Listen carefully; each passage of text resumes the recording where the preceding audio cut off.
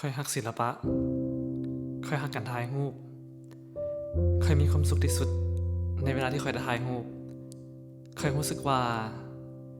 การถ่ายรูปมันให้ค่อยรู้สึกมีพลังพิเศษที่สามารถหยุดเวลานั้นไว้ได้มันสิดีขนาดใดถ้าเฮาหยุดเวลาดีๆนั้นไว้ได้ตลอดไปและทุกครั้งที่เฮากลับมาเบิ่งมันเฮาก็ยังจื้อความรู้สึกนั้นได้ตลอดเวลาความฝันของค่อยอยากมีงานวางแสดงรูปเป็นของตัวเองจากครั้งหนึ่งในชีวิต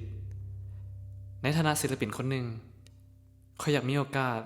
เฮ็ดให้หลายๆคนได้เห็นความสามารถของค่อยนี่แม่นิสาเป็นนางแบบที่กำลังมาแหงเราเป็นคนมีเสน่ห์กะบ่แปลกที่เราจะกลายเป็นเป้าหมายของผู้ชายหลายๆคนนิสามีความฝันอยากเป็นนางแบบตั้งแต่เฮารู้จักกันทำอิฐพุ่นละนิสาวะสำหรับค่อยเราก็เป็นหมู่สนิทของค่อยคนหนึ่งได้เว้าได้เลยแหละว่าเป็นหมู่ฮักและค่อยก็หลงฮักหมู่ของค่อยเอง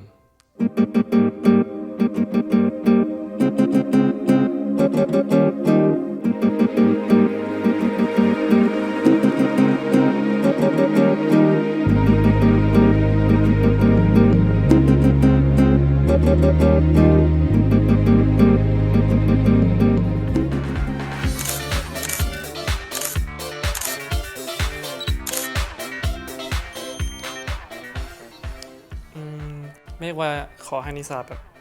หันไปฟังขวาหน่อยนึงโอเคเสยหน้าขึ้นโอเคอย่างนั้นละเมฆรับโทรศัพท์แป๊บหนึ่งแป๊บเดียว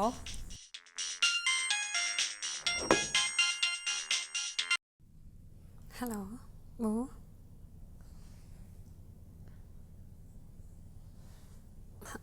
กินแล้ว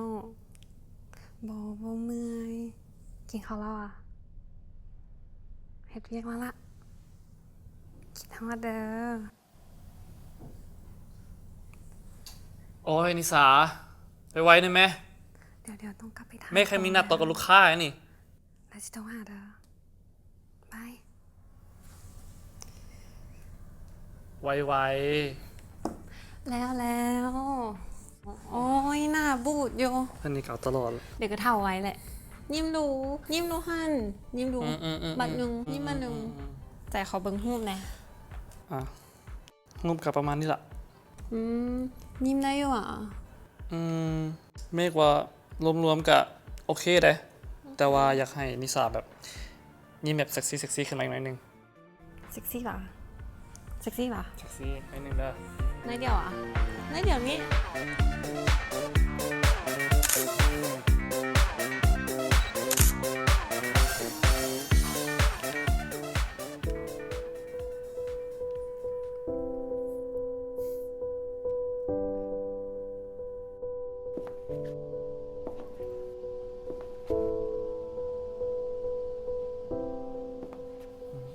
สบายดี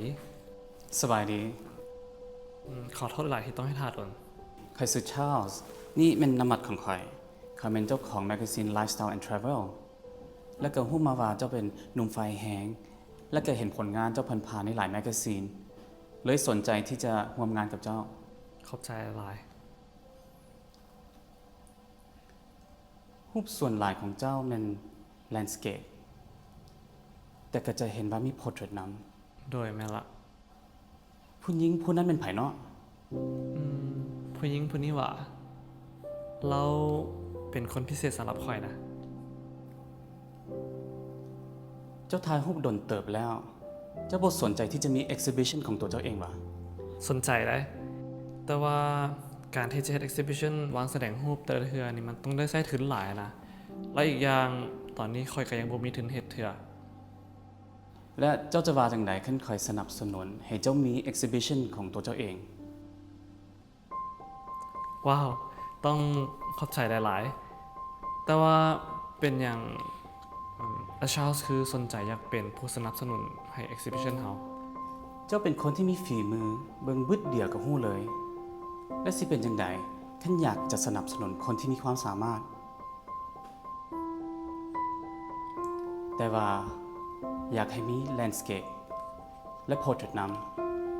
ทั้ง landscape และ portrait ำโอเคบ่ น่าจะไม่มีปัญหาอย่าง เอาเป็นว่าตกลง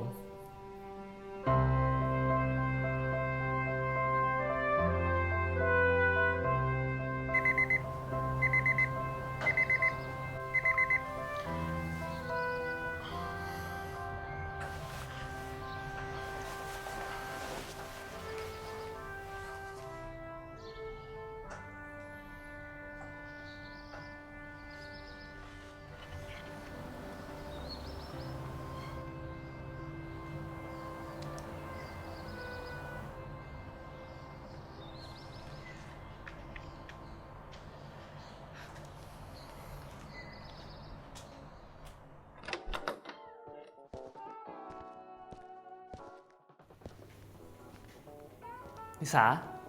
อ้าวเมฆมาได้จังไหน ตั้งใจมาหานิสาแหละครูบอลได้ไหมหยัง ปัดเอียง เดี๋ยว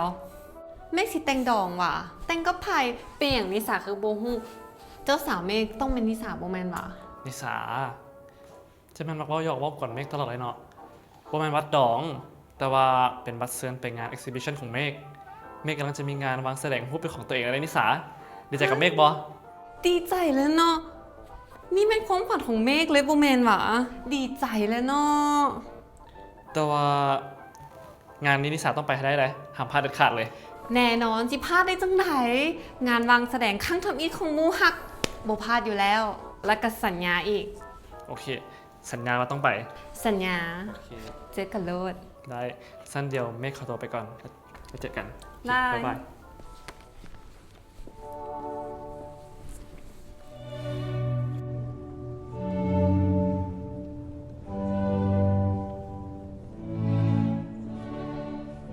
เมฆ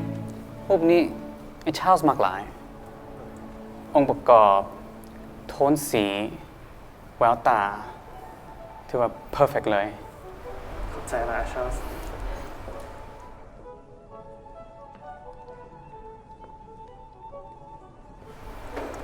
ชาร์ลส์เดี๋ยวเราต้องขอตัวไปก่อน เดี๋ยวเรากลับมาคืน ได้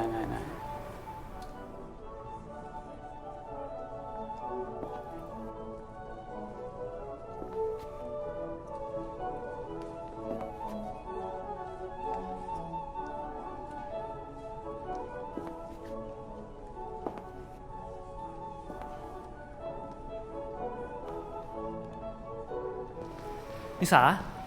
เมฆเป็นอย่างคือมีแต่รูปนิสาคือบ่บอกนิสาก่อนก็เดี๋ยวว่าจะวางแสดงรูปแลนด์สเคปเป็นอย่างคือมีแต่รู นิ ป สา พอร์เทรต อย่าเฝ้าอย่างหลายเทือคือเมฆดีใจที่นิสามาเด้อ แต่ว่าตอนนี้เดี๋ยวมากับเมฆก่อน นิสา อันนี้เป็นไอชาร์ลส์เราเป็นผู้สนับสนุนหลักของงานในคืนนี้ สบายดี สบายดี นิสา ที่ไอ้ชาลส์ประทับใจแต่ละรูปเพราะแววตา แต่พอเห็นตัวจริง สุดยอดเลย และไอ้ประทับใจรูปใดเป็นพิเศษบ่ ทุกรูปที่มีนิสาอ้ายมักหมดเลย แต่อ้ายมีความรู้สึกว่าเคยเจอนิสามาก่อน เนาะก็รู้สึกคุ้นเคยอายคือกัน แต่บ่ฮู้ว่าไปเจอกันอยู่ไสบ่ แมันว่าแบบเจ้าเคยได้ไปเฮียนอยู่ต่างประเทศบ่ โดย ไปเฮียนอยู่ไสหัน ไปออสเตรเลียและอ้ายเด้ เฮ้ย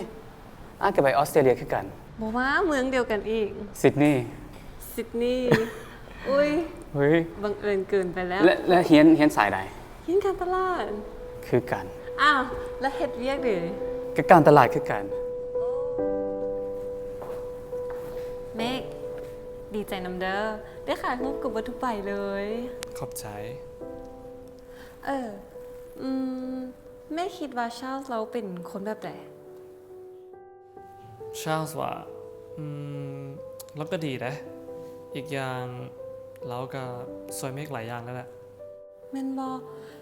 นิสารู้สึกว่าเราเป็นคนดีนะ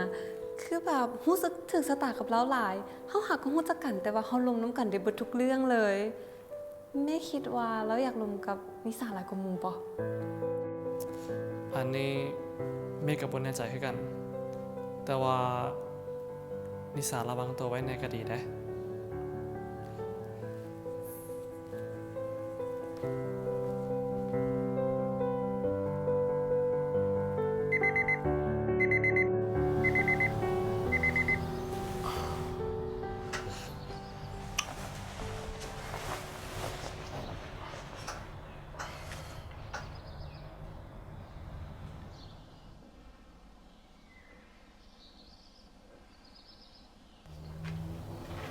นิสา